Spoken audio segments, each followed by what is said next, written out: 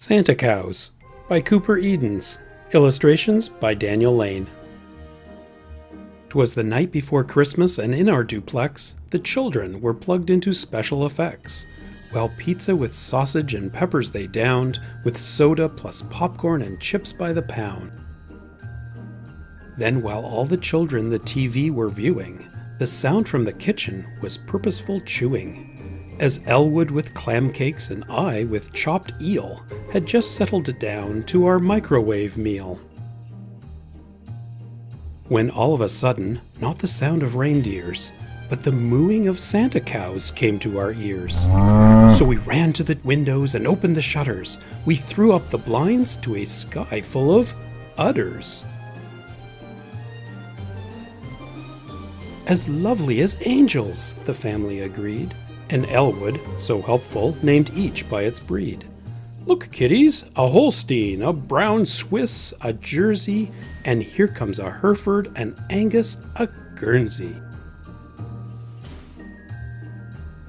And so they did circle our satellite dish to fulfill for dear Elwood an old Christmas wish, that the cows would return as they had in his youth, and share with his family their goodness and truth. Then over our intercom we heard on the roofs the tap-dancing clatter of Santa cows' hoofs. "It's unreal," we exclaimed. "It's so strange, it's so weird."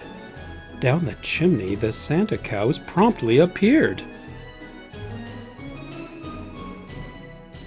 Now, light as a feather, they floated around over TV and pizza with nary a sound. Then after a while they had floated enough and touched down as gently as dandelion fluff. Their eyes, like Liz Taylor's, were dewy and clear, their lips, like Liz Taylor's, so rosy and dear, as they smiled at us all from their warm inner glow, and each of their tails was tied up with a bow. They were good, they were warm, they were wise, and amen. Just as Elwood had wished, they had found him again. Then they sang us some carols, all limpid and light, like Adeste Fidelis and O Holy Night. Then the Holstein presented a beautiful tree, while spellbound we sat on Aunt Maxine's settee.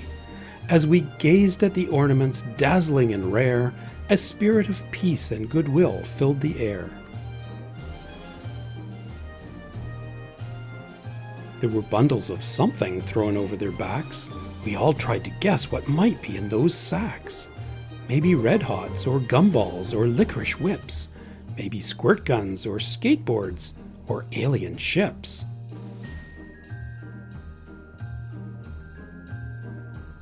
Then each of the cows put a sack down before us. Our oohs and our ahs then rang out in a chorus as we opened the sacks. It was not as we'd thought.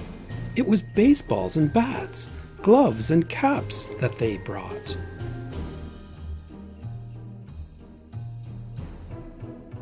Then we traced a great diamond outside in the snow and began with the cows to hit, run, catch, and throw.